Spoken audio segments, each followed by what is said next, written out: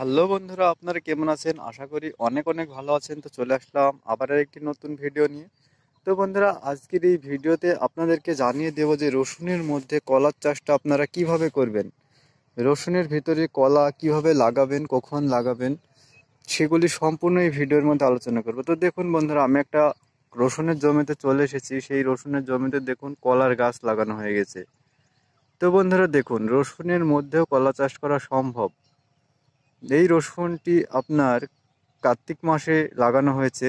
আর এই কলাগুলো যে চারাগুলো দেখতে পাচ্ছেন, সেগুলো রসুন লাগানোর আগে লাগানো হয়েছে। মানে কি বলুন তো, আজ যদি আপনি রসুন লাগান, মানে গতকালকে কলাটা লাগিয়ে দিলেন, এইভাবেই মানে লাগানো হয়েছে এই কলাগুলি। এই রসুনগুলি তুলে নেওয়ার পর ফল মানে পরে সামান্য একটু যত্ন করলেই এই কলাগুলো হয়ে যায়। মানে খরচটা অনেকটাই কম হয়। আপনার রসুনে যে সার দিবেন, সেচ দিবেন, সেই সেচগুলো শুধু রসুনের নয়, কলারও অনেক মানে ভীষণ উপকারে আসে। তার কারণ এই কলাগুলো রসুনের মধ্যেই অনেক বড় হয়ে যায়, গাছ বেরিয়ে যায়। তো বন্ধুরা দেখুন, এই কলাগুলো লাগানো হয়েছে, এগুলো হলো সিঙ্গাপুরি কলা। দেখুন এই কলাগুলি 4 হাত, একদিকে 4 হাত, একদিকে 4.5 হাত লাগানো হয়েছে। এই কলাগুলো সিঙ্গাপুরে কলা।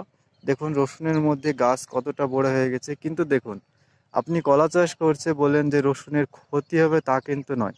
দেখুন, একটা রসুনেরও কোনো রকম ক্ষতি হয়নি।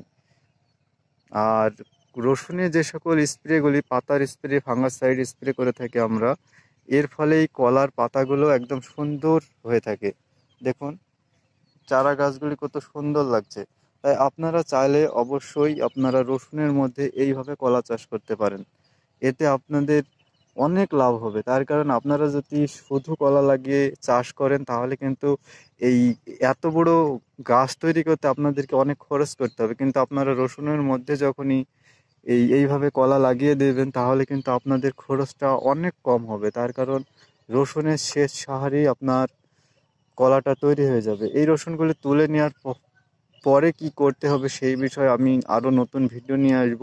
তাই অবশ্যই চ্যানেলটিকে সাবস্ক্রাইব করুন, এবং এই পদ্ধতিটি ভালো লাগলে অবশ্যই ভিডিওটি শেয়ার করে দেবেন এবং ভিডিওটিতে একটা লাইক দেবেন।